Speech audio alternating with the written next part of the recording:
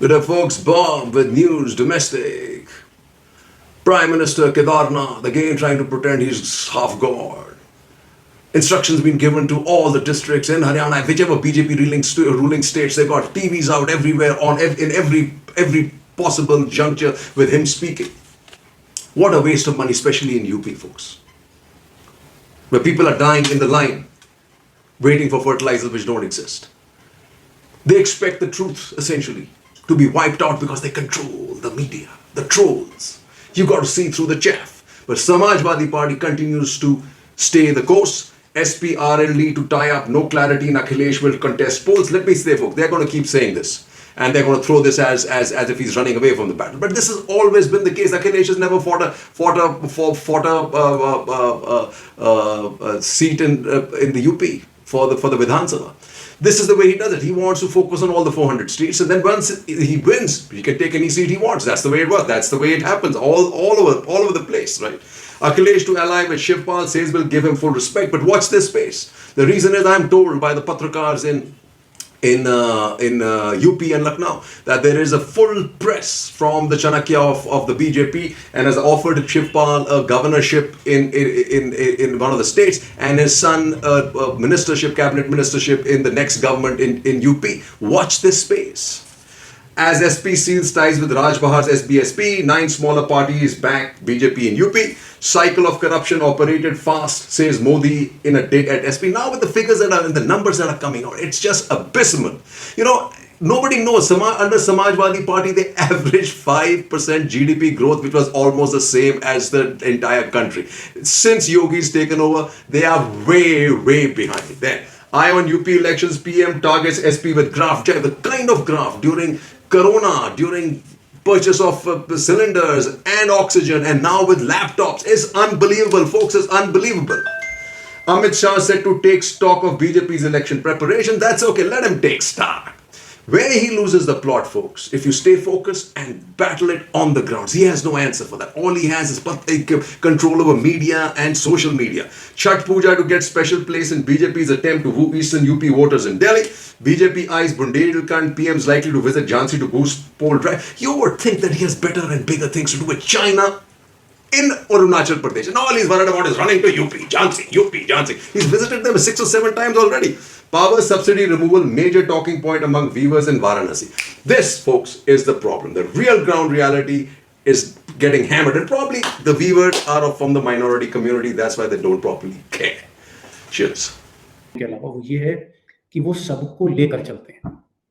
अगर आज सदन में भाजपा के विधायकों की बैठक करा के चुनाव कराया जाए सीक्रेट बैलेट, तो हो सकता है जमानत जब्त करवा देंगे योगी जी की, क्योंकि जितने भी भाजपा के विधायक हैं 100-150 जितने भी आपके लिए किसी का काम, चाहे पीडब्ल्यूडी को में किसी को काम देना हो, किसी को ठेका देना हो, किसी को पट्टा देना हो, वो हमेशा केशव प्रसाद मौर्य हमेशा दूसरों का सहयोग करते हैं और पार्टी के भीतर उनकी मान्यता ज्यादा है।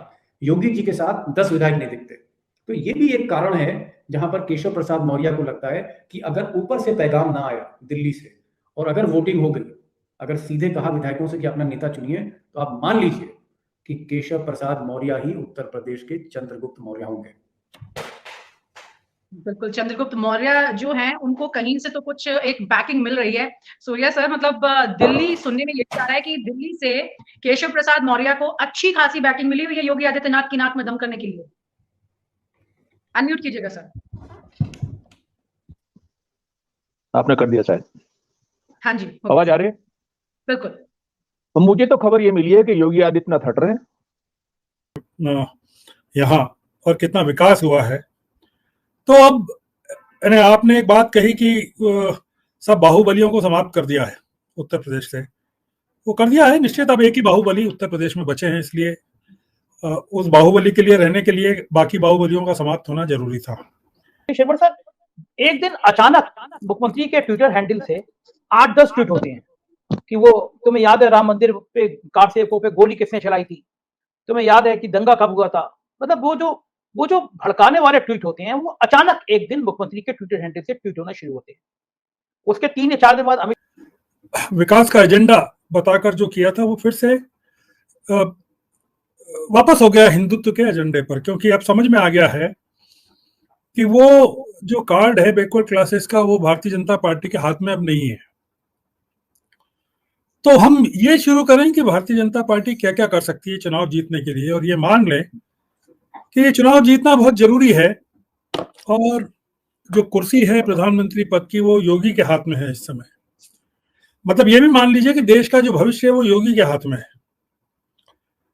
और योगी क्या क्या कर सकते हैं और अतीत में उन्होंने चुनाव जीतने के लिए क्या क्या किया है, वो सारी चीजें संभव है। चीजों का इस्तेमाल करना चाहिए, सारे ईमानदार हथियारों का इस्तेमाल करना चाहिए, जबकि सरकार की मजबूरी ये है कि वो एक स्टेज पर तो करना चाहती थी, विकास को मुद्दा बनाना चाहती थी, लोगों को मुद्दा बनाना चाहती थी, अपने मंत्रिमंडल के सहयोगियों को बनाना चाहती थी। पर हुआ क्या है संजय जी की लखीमपुर ने पूरा का पूरा गणित बदल दिया, बहुत सारा बदल दिया, मतलब पूरा तो नहीं, एक लंबा गणित बदल दिया बीजेपी के खिलाफ। और ये जो होता है ना कि किसी भी पार्टी के इतिहास में कोई एक घटना होती है जो उसको पूरे इतिहास को प्रभावित करती है, तो वो घटना इस समय लखीमपुर हो गई है।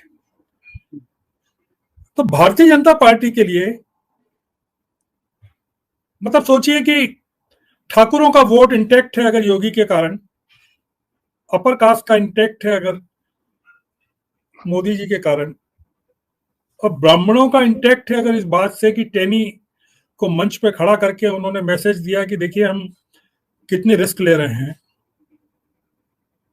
और बैकवर्ड क्लासेस के वोट को और कांग्रेस और अखिलेश के बीच में डिवाइड करवा दिया जाए, और कुछ इस तरह के उपाय किए जाएं जिससे भारतीय जनता पार्टी के खिलाफ पड़ने वाला वोट मायावती को, अखिलेश को और कांग्रेस में बढ़ जाए। सत्ता प्राप्त करने का और सत्ता में बने रहने का और दिल्ली पहुंचने का, तो हमारा सोच का नजरिया थोड़ा सा प्रैक्टिकल हो जाएगा। मैं ये नहीं कह रहा हूं कि गलत हो जाएगा। तो अभी जो संजय जी बहुत आप देखिएगा कि आने वाले दिनों में उत्तर प्रदेश में जबरदस्त तरीके से भारतीय जनता पार्टी की स्ट्रेटेजी में परिवर्तन आने वाला है, और काम करने का तरीका पूरा बदलने वाला है। और योगी जी को कह दिया गया होगा या कह दिया जाएगा कि आप मुख्यमंत्री का चेहरा आप ही रहेंगे, मेहरबानी करके आप घर बैठ जाइए।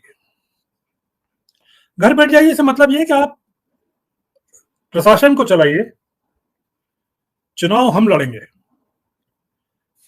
आपने कहा भी है ना कि सारा काम दिल्ली से होगा। आपने योगी जी के मुख्यमंत्री पद के लिए नहीं लड़ा जा रहा है, ये मोदी जी के प्रधानमंत्री पद के लिए लड़ा जा रहा है। इसलिए जैसे कि युद्ध में हर एक चीज जायज होती है, और महाभारत में भी नियमों का उल्लंघन किया गया कि रात में दुश्मन पर हमला नहीं करना चाहिए, पर किया गया। आप पाएंगे कि आने वाले कुछ दिनों में उत्तर प्रदेश का गणित काफी हद तक बदलेगा। Folks, it's a Ram everywhere. Whether it's this issue about the namaz in Gurgaon and these Kapil Mishra and all these right-wing guys trying to create havoc there, or whether it is Kedarnath, or as number of statements from good old PM from God-looking PM from Uttarakhand suggest, Lord Ram linked sites to be part of circuit. Places of faith are now viewed with pride. What do you mean they're viewed with pride? Does anybody understand what he's saying? Does he understand what he's saying? Viewed with pride. I always viewed them with pride. At Kedarnath, PM unveils project, says development will curb migration from hills. Let me just say that all this development will wreak havoc in the hills, as we can see it. Wreak havoc. But farmers are not going away. Face-off between BJP and farmers escalates in Haryana. BJP MP's car attack, party leaders confined in temples as protests flare up. This is Haryana. They were all standing on top of the temple while they were gheraud there, folks. It's crazy, right? BJP, VHP leaders at Puja on Namaz site speeches invoke Shaheen Bagh and Pakistan. This is what I'm telling you. That's all. Pakistan, Jinnah, Kabristan. Does Kapil Mishra have anything else in his dictionary? Nothing. Does Modi have anything else in his dictionary? No. But on the other hand, he's kissing and bumming and chumming the sheikhs, the Muslims. Then he's kissing and chumming and bumming Pope. On the here, the people are beating up, lynching people, or converting either to Islam, to Buddhism, or to Christianity. Modi visits Kedarnath, says decade belongs to Uttarakhand. Oh God, man. Shameful. It really is shameful. And we all fall for it. Kashi, Ayodhya, Char Dham projects key to religious tourism ecosystem, says Modi. All they're worried about is this. Biryani shop forced to shut in Burari. Police file FIR. So this is one right-wing guy. Shuts a biryani shop on Diwali. God, I ate non-veg on Diwali. Lot of people did. Lot of Hindus did, folks. Jai Hind, let's get away from this. This is not about the country going to catch the sail in its wind if it thinks that we can run, what is it? Run with the hare, hunt with the hound. It's not going to happen. It's just not going to happen. If you need Western capital, you're going to have to behave in a little bit more civilized manner. Jai Hind.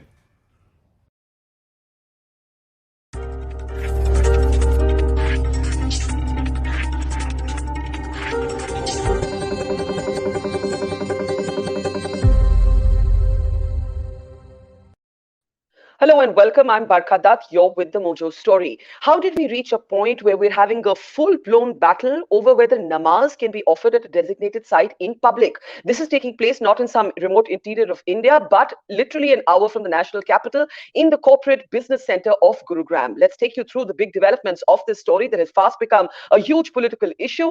Hindu groups of residents in Gurugram have objected to Muslim groups offering namaz in public. There are 37 designated sites, and in fact, this namaz had police permission. It has since been withdrawn at 8 of the 37 designated sites. The police says this is after complaints from local residents. In the meantime, a Govardhan Puja was organized at the site where Muslims were offering namaz, and contentious, controversial, inflammatory BJP member Kapil Mishra was also invited to speak at this event, where Mr. Mishra invoked Shaheen Bagh, the citizenship protest, and said that if Hindus are pushed against a wall, this is how they will respond. A joint committee has been set up for residents to come together to find a solution, perhaps what should have been done to begin with. But the issue and the confrontation raises all sorts of not just socio-political, but also legal questions.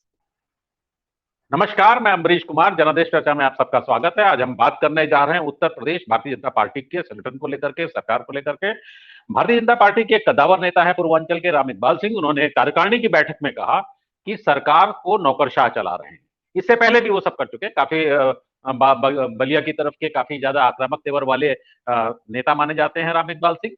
तो सिर्फ राम इकबाल सिंह ही नहीं है, उसके अलावा बहुत सारे सांसद भी रहे हैं, बहुत सारे विधायक रहे, जो ये अक्सर आरोप लगाते हैं कि भारतीय जनता पार्टी की सरकार में नौकरशाहों की ज्यादा चलती है, नेताओं की कम चलती है। इसका नुकसान तो अंत में चुनाव में जब लोग जाते हैं तो उसमें भुगतना पड़ता है। इसी पर हम आज चर्चा करेंगे। हमारे साथ कुछ खास मेहमान हैं जिनसे हम आपका परिचय कराते हैं। हमारे साथ लखनऊ से हैं संजय शर्मा, वीरेंद्र नाथ भट्ट जी लखनऊ से, हरजिंदर जी दिल्ली से। और नमस्कार दोस्तों, दिवाली बीते 3 दिन हो गए, लेकिन 3 दिन बाद भी दिल्ली और आसपास के आसमान में कोहरा घना है, धुंध है, धुआं है और प्रदूषण की ऐसी जहरीली चादर बिछी है कि घर से निकलना मुश्किल है। मेरे पीछे आपको आसमान दिख रहा होगा, रंगहीन आसमान, प्रदूषण से घिरा हुआ। कुछ 100 मीटर दूर एक पीछे एलिवेटेड सड़क है जो आए दिन आमतौर पर साफ दिखती है, लेकिन कोहरे में, धुंध में, धुएं में वो सड़क बीते 3 दिनों से दिखी नहीं है। दिवाली के बाद की सुबह ऐसी ही थी कि अभी जो दिख रहा था, अभी जो सड़क दिख रही है, वो भी बिल्कुल नहीं दिख रही थी। धुंध, धुएं और प्रदूषण का असर यह है कि हम जैसे लोग जो सुबह सुबह मॉर्निंग वॉक के लिए निकलते थे, दिवाली की अगली सुबह से अपने घरों में हैं। अखबारों की सुर्खियां, कल के अखबारों की सुर्खियां और आज के अखबारों की सुर्खियां दिल्ली और आसपास के इलाकों में प्रदूषण के कहर, हवा में प्रदूषण के जहर से भरी पड़ी है। लेकिन वो लोग, वो तमाम हजारों, लाखों, करोड़ों लोग जो दिवाली पर पटाखे जलाने को हिंदू धर्म से जोड़ रहे हैं, आस्था से जोड़ रहे हैं, सनातन धर्म से जोड़ रहे हैं, हिंदुत्व से जोड़ रहे हैं, वो हर हाल में लगातार जस्टिफाई कर रहे हैं कि जो पटाखे जले, जो बारूद की गंध हवा में मिली, वो सही था, वो हिंदू धर्म की हिफाजत के लिए जरूरी था, वो सनातन धर्म के लिए जरूरी था, वो हिंदुत्व के लिए जरूरी था। हैरानी इस बात पर भी है कि उनके घरों में भी जो बुजुर्ग, जो ऐसे लोग जो तरह तरह की बीमारियों से ग्रसित होंगे, इस प्रदूषण वाली हवा के शिकार हो रहे होंगे, जहरीली हवा से उन्हें भी मुश्किल हो रही होगी, लेकिन उनके लिए सुप्रीम कोर्ट के आदेश, सरकारों के आदेश कि पटाखे न जलाएं, प्रदूषण से शहर को, अपने इलाके को बचाएं, सब कुछ उन्होंने धुआं धुआं कर दिया, क्योंकि उन्हें लगा कि सरकार के आदेश, सुप्रीम कोर्ट के आदेश को धुआं धुआं करना ही हिंदुत्व की हिफाजत करने के लिए जरूरी है। आज के अखबारों की